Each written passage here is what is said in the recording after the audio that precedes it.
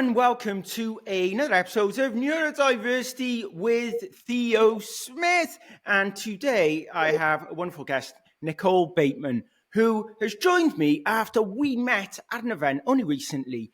And I was fascinated by her journey, her experience, and the work that she's doing, helping children's activity providers create inclusive and accessible programs by offering practical strategies and training, right? But she's also a podcast host.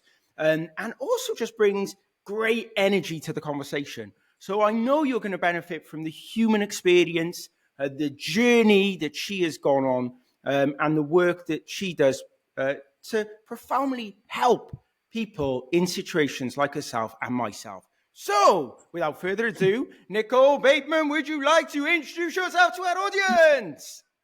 Yeah, thank you. That's an amazing introduction. Thank you. I love it. I love the energy.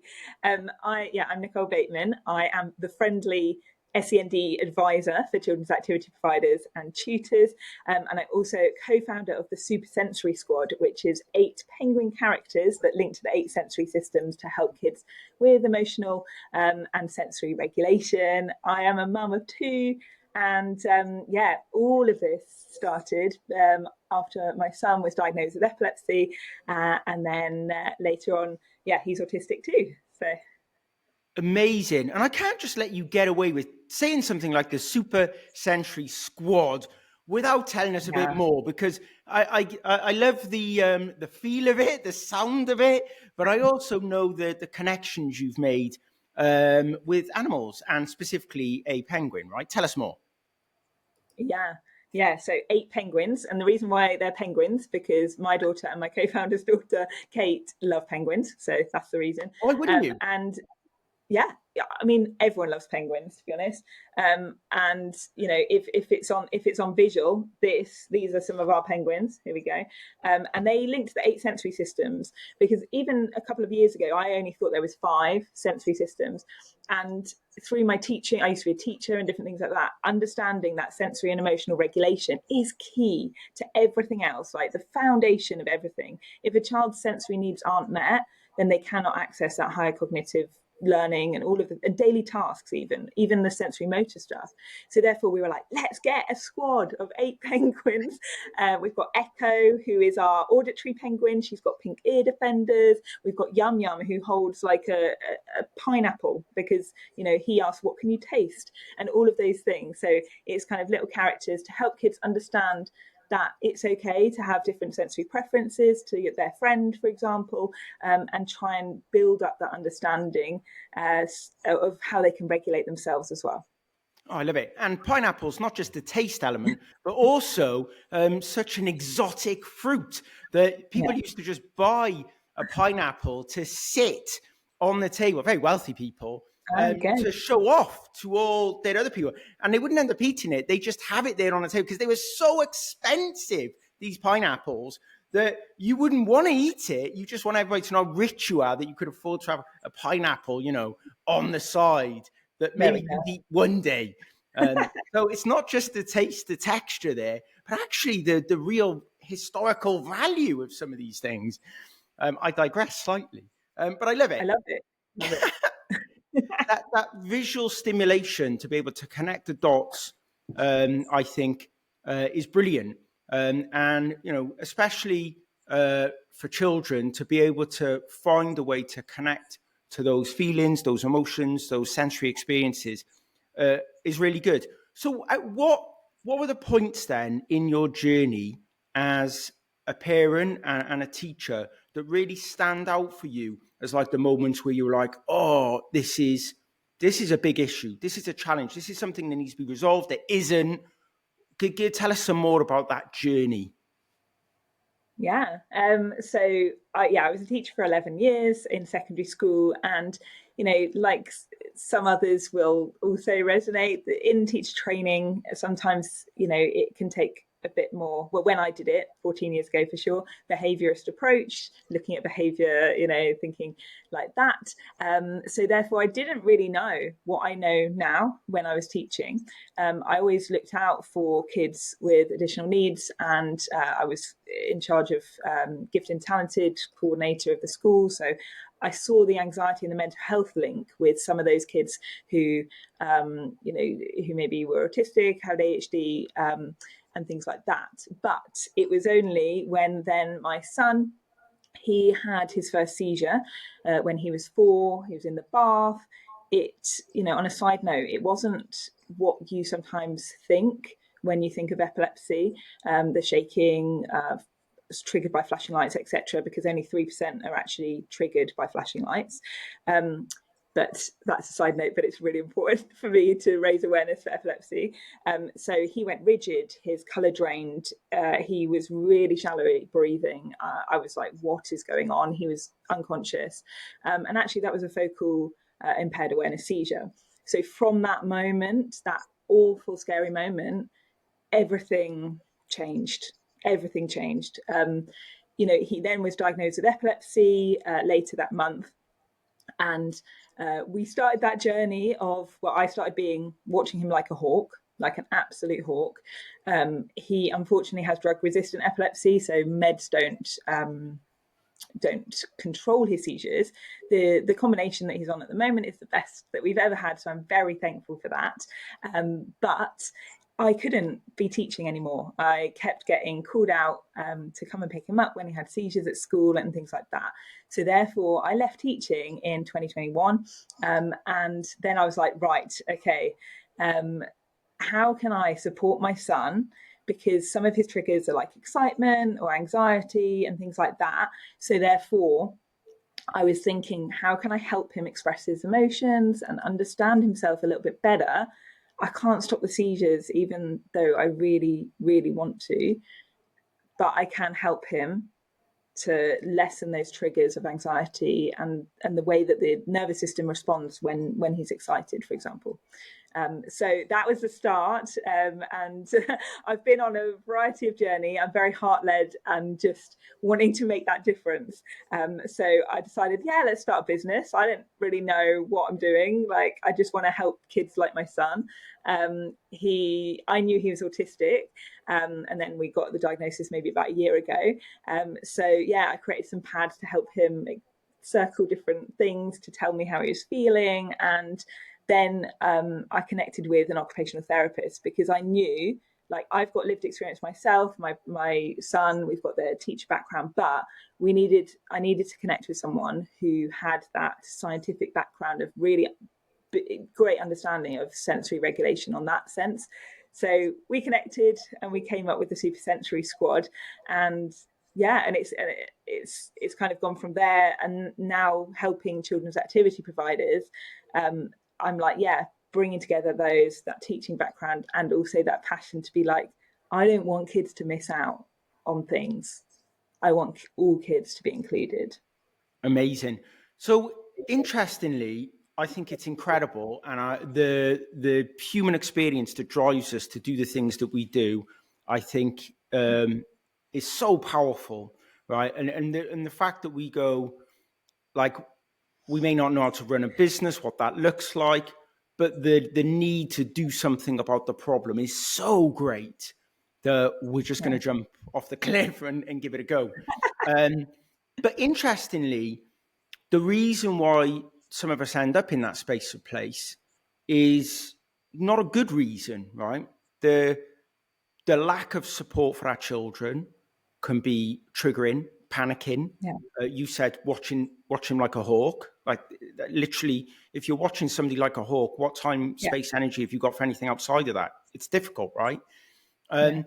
The education system is in need of the exact skills that it is losing because those parents with the lived experience are having to leave, not just teaching, but many other professions, and at all different levels. I've heard of very senior directors in health organizations making that exact same decision. I can't work the 50 hours in that job.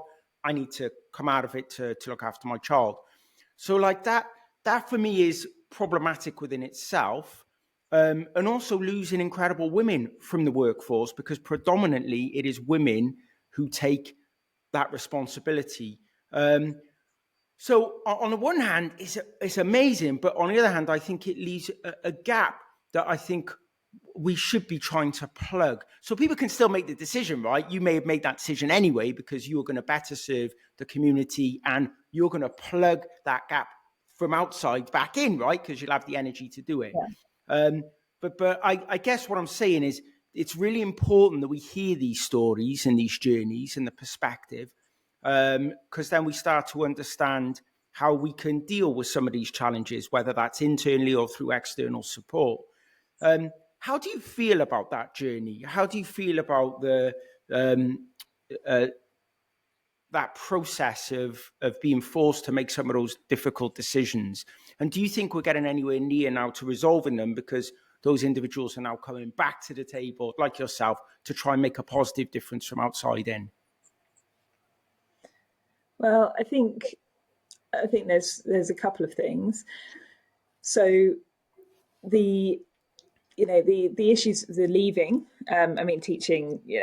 There's so many different things on teachers, and the reform is needed for the education system. It was great to hear that money is being put in the budget, but we will see how that can be supported. I think understanding, especially if you've got a child who has additional needs of some kind, then the understanding of the employees. I was very fortunate that last school that I was in did just let me go and leave 30 kids in front of me when I needed to go, because I know that there's some that wouldn't do that. And I think it is a shame, because all of the things that I've learned in the last 3 years, if I could now be in that classroom and change the classroom environment for those kids, then I think it would be really valuable. And I think there's a lot there. When I first left, I was kind of thinking, well, what can I do? My confidence was low. And I was like, I'm just a teacher. Like, I can't do anything else. Like, what can I do? But now, looking at where I am, 3 years later, I now have that confidence. So for myself and my own personal journey, I think it's been really useful to exit the classroom and to have that drive to make that change for my son and other kids like him. Because I have just come up with an idea, like nearly this time last year. I was like, let's start a podcast. Do I know how to start a podcast? No. Do I know how to edit a podcast? Well, now I do, but you just look on YouTube and you just learn. And I've written books, I've done a podcast, I've spoken on stages, and all of these opportunities where just throw yourself into it. So I think for me as a person, it's actually done the world of good for my confidence, and because of that innate drive, because of that love for my son, and seeing how he misses out on things like after school activities and things like that drive to change, that's powerful. Brilliant. And if you're thinking about that, now you've made that jump and you start to try all these new things and start to work to help others implement some of those strategies that have worked for you. What do they look like? What are kind of the real life strategies that have worked for you that you now start to implement into some of these activity providers and into other spaces and places for children and people to really help them and support them? So I think the first thing that's so important for parents, for children activity providers, for kids, is to understand the brain. Like, I've hyper focused on understanding the brain ever since that first seizure, because I'm like, if you want to know about the temporal lobe, then talk to me, and what it does, because that's where my son's specific type of epilepsy originates, from the temporal lobe. So it's not just about the seizures, it's about the impacts on cognition, memory, learning, and all of those things as well. And then pair that with sensory processing differences and autism, and there's a whole mix of things there. So I think when I train, in both parents and activity providers, it's about understanding that every brain is different, understanding the impact of things on the nervous system and the fight, flight, freeze responses. All of those things is the first step because we need to look at behavior not as behavior, oh, that child's being naughty or that child's doing all of that, like get rid of that. It's then getting curious and being like, what's beneath this iceberg? Because penguins, icebergs, it's looking at what is this child, what's behavior is this child showcasing. Is it that freeze response that maybe would have been labeled as lazy, or is it that kind of fight response that would have been labeled as naughty? Look beneath it. Why? What's triggering that? Is it something from the environment? Is it too loud? Is it too bright? Understanding our child's sensory preferences and what they seek and what they avoid is the first step that I think everyone should look at. And we give like little tick lists, being like, actually, let's observe ourselves. So I've learned about myself, thinking, what do I seek, what do I avoid, and what regulates me? Those three questions are key for anyone in society, to be honest, like in the workplace, with the work that you do, and understanding that individual, whether it's your child or children you look after or adults, what do they seek sensory wise, what do they avoid, and what can help regulate them as an individual is the starting point for everything. And then for us, so once we've understood my children, and sometimes there's competing things. So sometimes my daughter seeks something that triggers my son because he wants to avoid that. And like the combination, and in a classroom or in a activity, you're going to get all of those things. So it's not easy, but starting with that, understanding those basic things is key. And then we layer in the penguins. So my son, he seeks a lot of proprioceptive input. So he loves the heavy muscle, the squeezes, the weighted blankets. And so we have Flex, who's our penguin. She carries some weights because she uses her muscles all the time to help her regulate. And her question is, what can you push, pull, and carry? So my son and my daughter and the kids that use the penguins, they're like, oh, I'm pushing like Flex, or oh, I'm pulling this like Flex, or I'm smelling like a Romy. And you just have those common phrases in our household.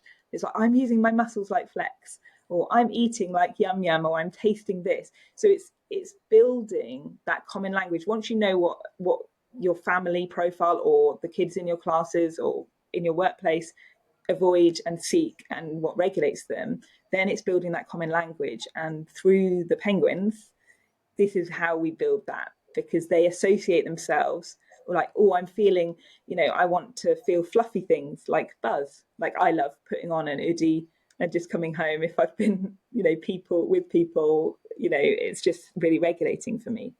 So yeah, that's how we implement some things. And so we look at things that we may seek and avoid, and they could be taste, textures, environment, they could be other people, they could be a wide number of things. And I guess those things can change significantly. Yeah. So, a child may be able to cope with a particular smell one day, but if they're under heightened stress and anxiety, that smell can become intense, horrible for them, to the point where they may want to be sick. That level of intensity around something that's happening around them.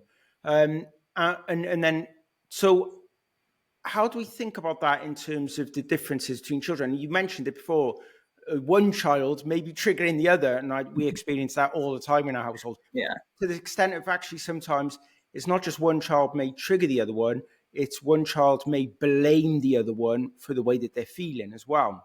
So they may feel that they're creating the environment that is causing them the problem. I guess, is that something that just, do you think, comes with age and better understanding? Is there a way that we can get closer to that when children are much smaller? And are you able to do that through the storytelling and the penguins, for example? What are your thoughts about those changes that are constantly happening for children that are outside of their control? Yeah, absolutely. We all have that fluctuating capacity, don't we? And our nervous system, if we're heightened, it's like my son, that transition to school, back to school, it impacts, he has really sensitivity to texture of food. And so therefore, when he's anxious, he will spit out food more, even some safe food, more than then when he's more regulated and his nervous system is in the right place for him, then he can eat a wider variety of foods. So we know, like, when he's dysregulated, it showcases for him as spitting food out, but it's because he's just extra sensitive at that point because he's dysregulated.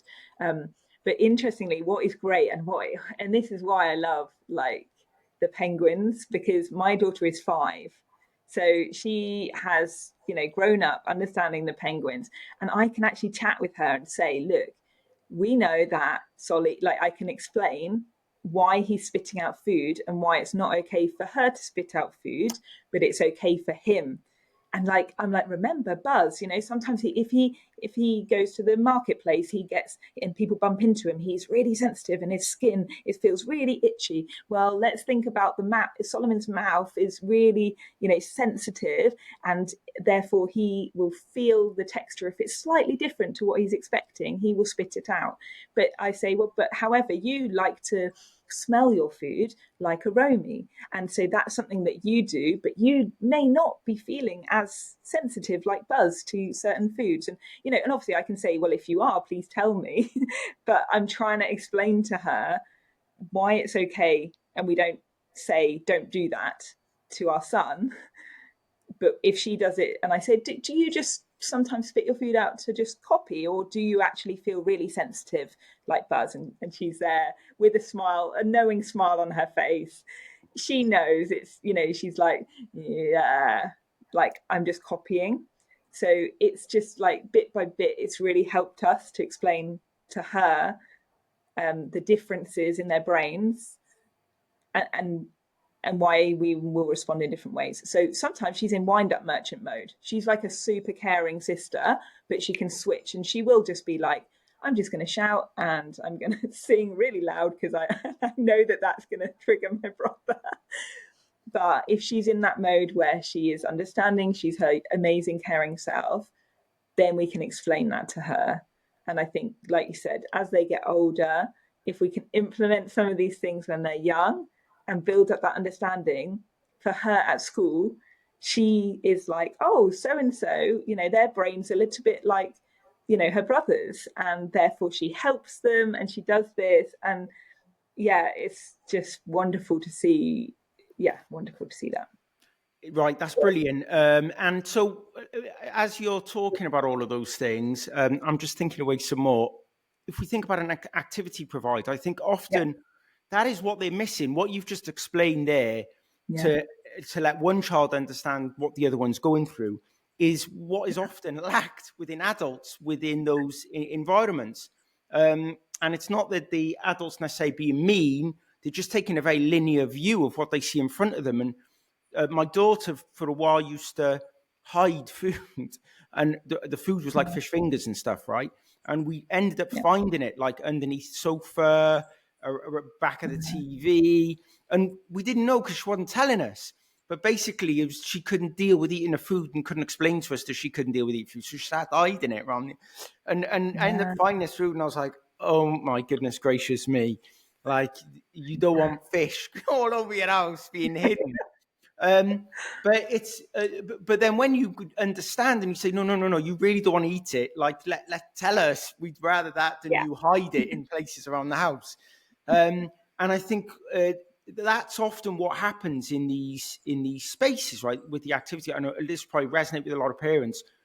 The children end up getting told off for something that is bad behavior, being noisy, when actual fact they're dysregulated in that moment for a yeah, wide variety of reasons. And therefore telling them off isn't going to help, right?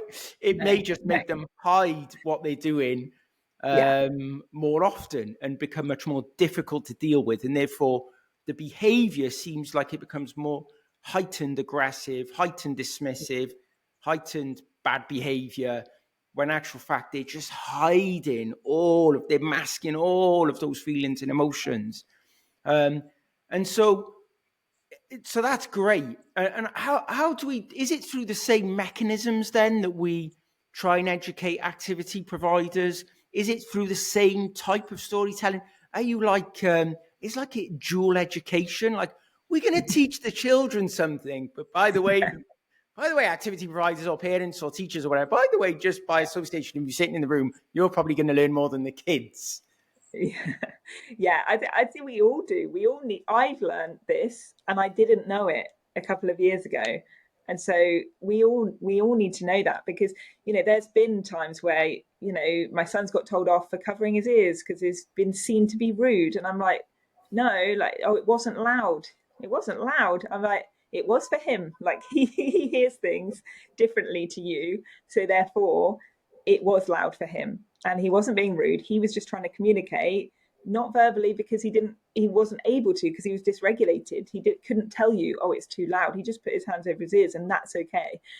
So yeah, I wish wish with that. And yeah, with children's activity providers, I ran a conference for them, to get that understanding of that brain. I had some great speakers, but then also thinking about in the moment strategies. So I do some training for franchisees, and networks of tutors, and I'm going through understanding the brain, understanding sensory differences, using the penguins, so bringing the penguins involved for Good. the adults as well, and then looking at in the moment strategies when a child is at that dysregulated state. I mean, rationale, their rational brain is not engaging when they're at that point, but it's like that transition from, say, an after school activity, from school, where they may have been keeping everything in and masking, and then they come to like drama club after school, and they're just like, Yeah. because it's like Coke bottle effect, isn't it? So it's equipping activity providers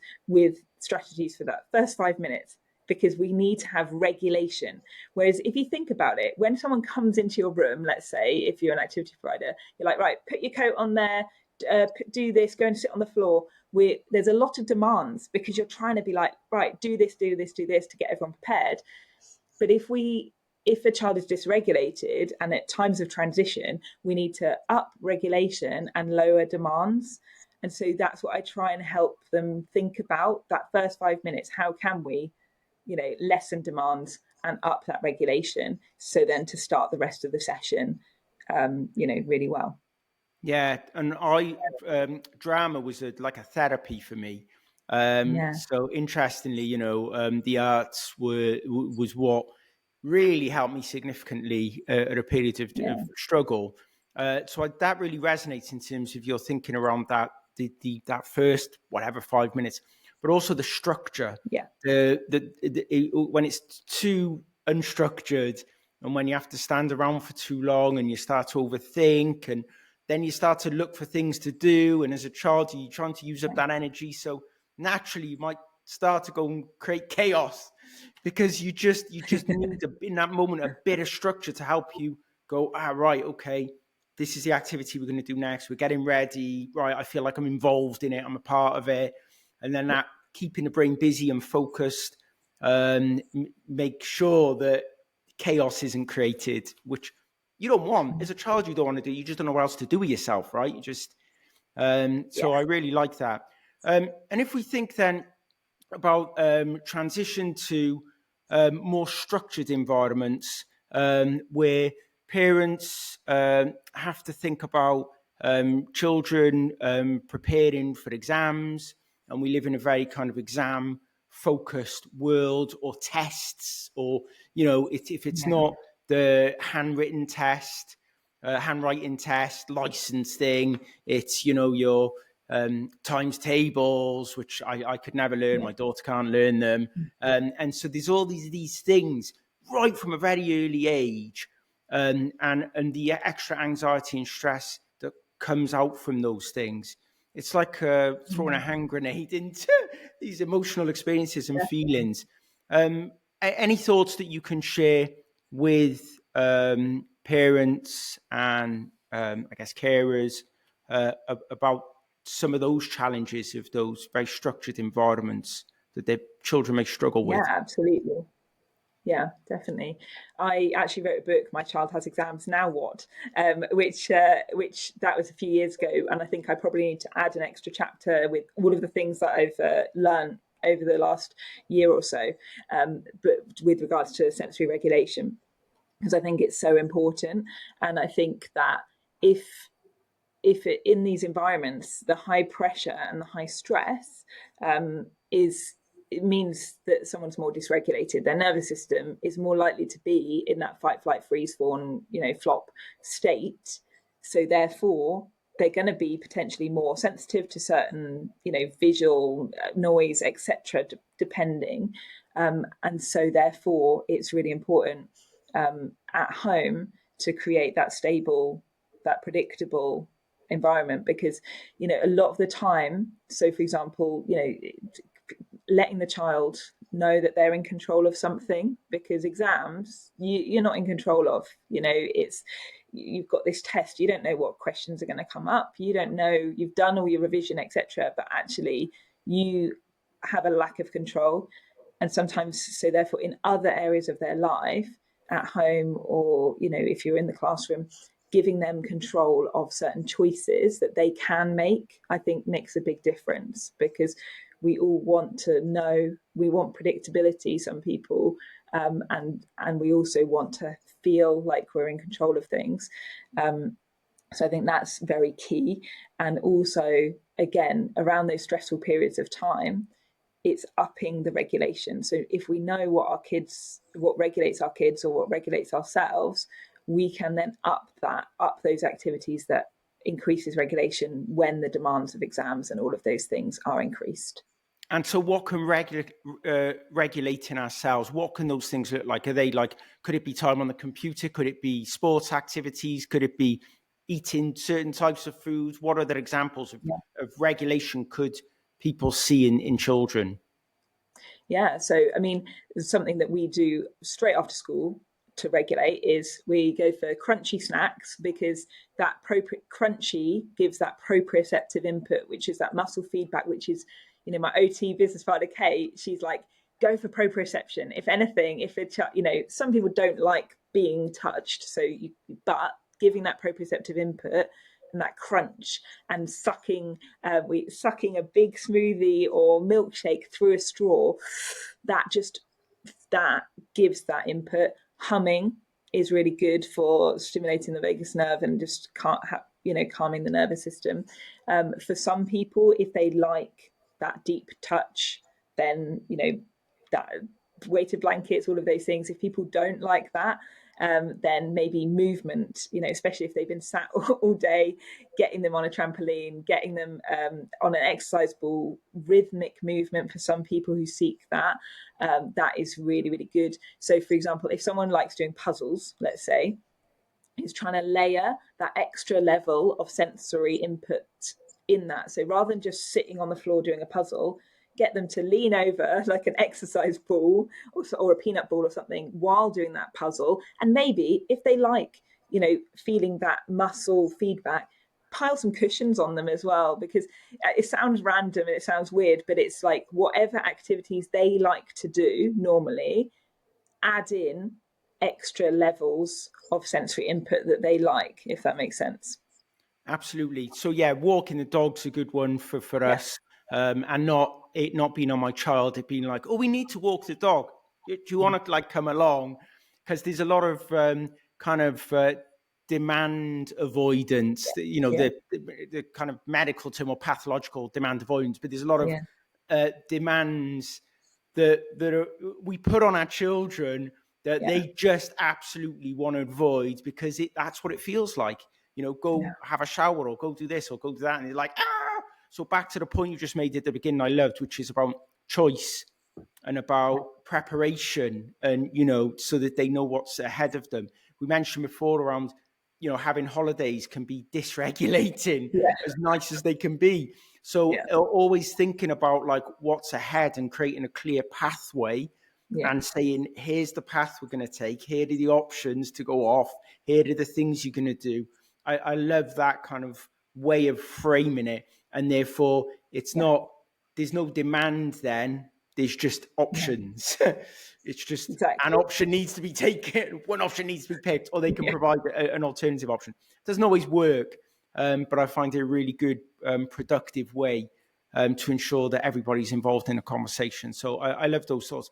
And a nice way, I think, to capture some of today's conversation around, the lovely kind of activities, extracurricular stuff that we do, supporting those people who are often, they're volunteers as well. When we think about a lot of the activities, football, for example, that both my daughter and son do, loads of volunteers involved. So actually, there's often a lot of people as part of our whole system, ecosystem, that really do want to do the best, and they're often there because they're children. Same reason why you and I do what we do is the same reason why people are doing drama clubs and sports, and because they recognize their child might struggle there without them, so they take a lead. So finding ways that we can help them better understand our children means that they can better understand everybody's children, because ultimately they're often there for the right reasons. And then that structure piece at the end around the exam is just something I'm interested in, because I know that one of my children is getting ever closer now to that period of really having to double down on, I think, an area of their life they're going to really struggle with the structured exam. So bit of selfish questions for me and my family network to you there at the end. Very much appreciate that. So what else is coming up? How can they look out for you? I know connect on LinkedIn potentially, but just give the audience a few hints, tips, and ideas on, what is coming in the future from you. Wow, I mean, I've got lots of different ideas, and lots of things. I mean, the big dream to anyone listening is to get these penguins on TV, to animate the squad, so that mainstream, every child can then understand that everyone else has different sensory preferences, and that's okay, and just make the world a more understanding place. So any animators listening, get in touch. Netflix, you want to commission Netflix, it? Like, if you're listening to Theo's podcast, other providers are available, but Netflix would do. Exactly, you got to aim big. So I'm like, so that is the dream for 2025, and but also I've got my podcast, Conversations with a Send Mum. I've got lovely conversations happening in season 3, and then Theo is also going to come on at some point too, which will be great.